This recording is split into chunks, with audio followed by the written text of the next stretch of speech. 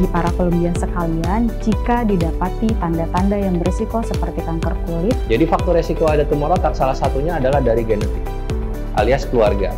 Indikasinya banyak banget ya, mulai dari yang paling ringan sampai yang paling berat. Pengobatan patah tulang berdasarkan dengan seberapa jauh pergeseran tulang itu terjadi.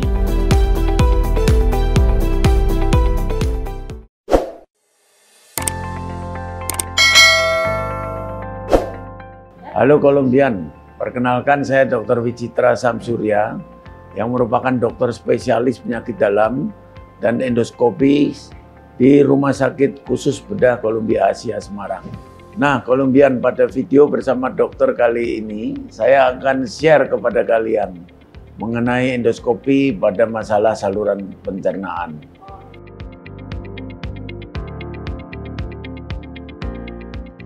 Ya. Gejalanya yang paling sering ya perutnya nggak enak ya, rasa tidak enak di perut, mual muntah, kemudian muntah darah, berak darah, dan perubahan dari kebiasaan sehari-hari yang misalnya biasa buang air besar tiap hari, sekarang kok seminggu sekali. Nah itu jelas-jelas ada perubahan ya. Semua gejala-gejala ini yang perlu diperjelas dari mana asalnya, apa kaitannya dengan saluran cerna. Nah, untuk itu dalam hal memperjelas itu ada berbagai cara, yaitu setelah diperiksa fisiknya masih ada ultrasonografi dan masih ada lagi yang ini yang bisa kita lakukan yaitu mengenai endoskopi ini.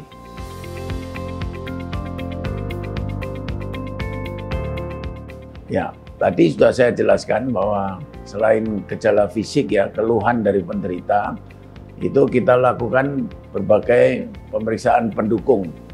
Jadi setelah pemeriksaan fisik, dilakukan pemeriksaan pendukung, baik itu berupa laboratorium maupun radiodiagnostik, ataupun ultrasonografi, dan juga tentu ada berbagai macam pemeriksaan lain yang bisa dilakukan.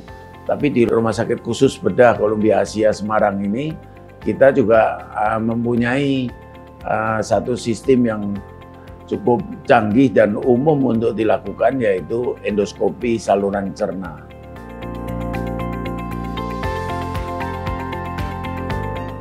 Ya, endoskopi itu adalah pemeriksaan ya, yang endos artinya ke dalam, skopi itu artinya melihat, jadi melihat ke dalam. Di mana saluran cerna ini seperti kita semua ketahui adalah terbungkus oleh tubuh kita sehingga kita tidak bisa melihat ke dalam kalau tidak menggunakan alat. Jadi endoskopi artinya melihat ke dalam. Endoskopi saluran cerna itu ya terdiri dari saluran cerna bagian atas maupun saluran cerna bagian bawah. Kalau saluran cerna bagian atas masuknya melalui mulut. Kalau saluran cerna bagian bawah masuknya melalui dubur, dan yang saluran cerna bagian tengah itu kita gunakan kapsul endoskopi, di mana kita menelan kamera kapsul untuk melihat ke dalam.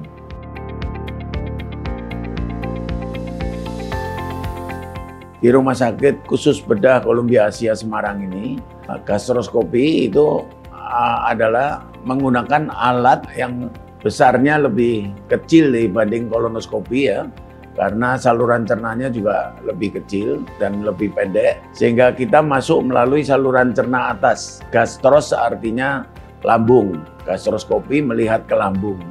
Tentu untuk melihat ke dalam lambung itu kita juga melalui usofagus, sehingga pemeriksaan ini seringkali juga disebut usofagogastrododenoskopi. Jadi sekalian melihat itu, sekali melihat langsung sampai ke usus 12 jari atau duodenum. Kita evaluasi keseluruhan pada saat kita memeriksa. Di samping itu ada lagi pemeriksaan menggunakan duodenoskop. Perbedaannya duodenoskop ini adalah kameranya menghadap ke samping. Jadi kita melihat ke samping terus, melihatnya ke samping terus begitu. Kalau yang tadi melihatnya ke depan. Kalau kolonoskopi, ya skopi itu melihat, kolon adalah saluran cerna usus besar. Nah, itu dari dubur kita langsung melihat ke dalam ya, hingga sampai ke awal daripada usus besar itu. Nah, di situ kita melihat kolonoskopi itu hingga ke awal daripada usus besar.